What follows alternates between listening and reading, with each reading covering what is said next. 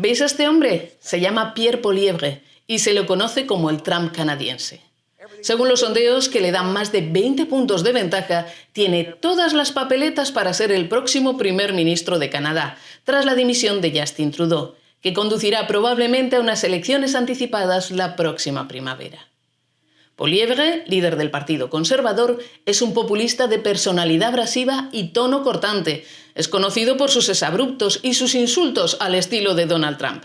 El año pasado hasta le echaron del Parlamento por llamar chiflado a Trudeau.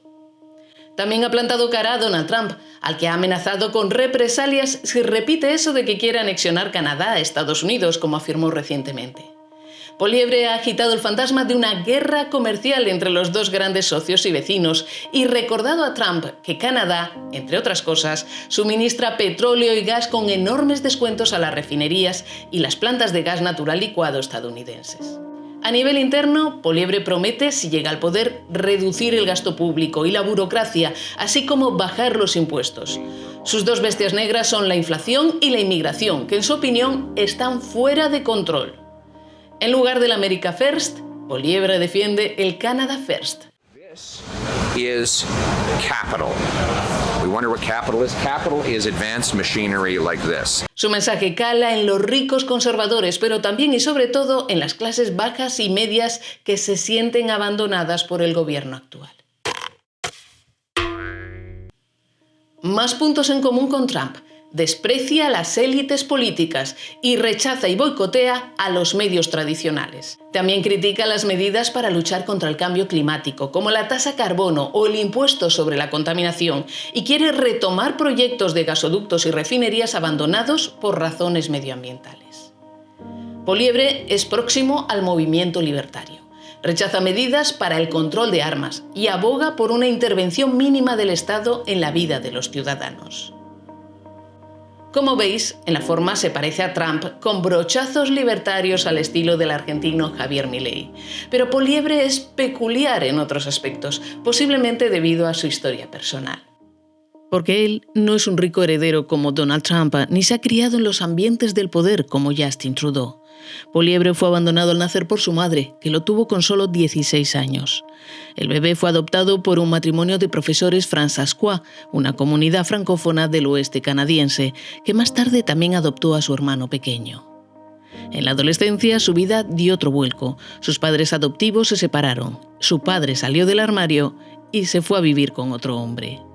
Todo eso ha forjado al líder conservador canadiense, que apoya el aborto y el matrimonio entre personas del mismo sexo, así como la despenalización de las drogas blandas como el cannabis. Otro aspecto interesante es que está casado con una mujer de origen venezolano, Anaida Poilievre, que llegó con 8 años a Montreal. La pareja tiene 2 hijos que hablan español, además de francés e inglés.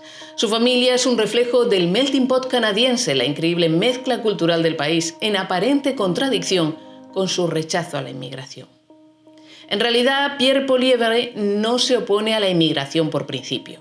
Lo que condena es la llegada récord de inmigrantes a Canadá de los últimos años, que promovió el gobierno de Trudeau para paliar la falta de mano de obra tras la pandemia y hacer frente al envejecimiento de la población canadiense. Veamos 2 gráficos. El primero muestra el crecimiento anual de la inmigración económica en los últimos 5 años. El país acogió en 2023 más de 272.000 personas. Pero a esas llegadas hay que añadir las de estudiantes extranjeros, que han pasado de 400.000 en 2019 a más de 680.000 en 2023. Se apostó por ellos para tener mano de obra joven formada en el país.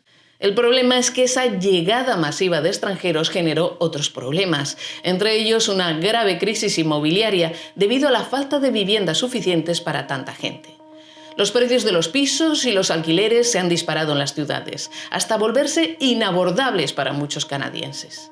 A eso se suma una fuerte inflación que ha carcomido el poder adquisitivo de las clases bajas y medias. El resultado, in fine, ha sido la caída del primer ministro Justin Trudeau. Así es como Canadá, un país aperturista, nacido de la inmigración y conocido mundialmente como tierra de acogida, un país en el que hace una década la mayoría de la población veía con buenos ojos la llegada de extranjeros, empieza a cerrar sus puertas e impone condiciones cada vez más duras para permitir la entrada. Es el efecto de un profundo malestar social, unas aguas revueltas que podrían llevar al poder, por primera vez en Canadá, a un político populista y de corte libertario como Pierre Poilievre.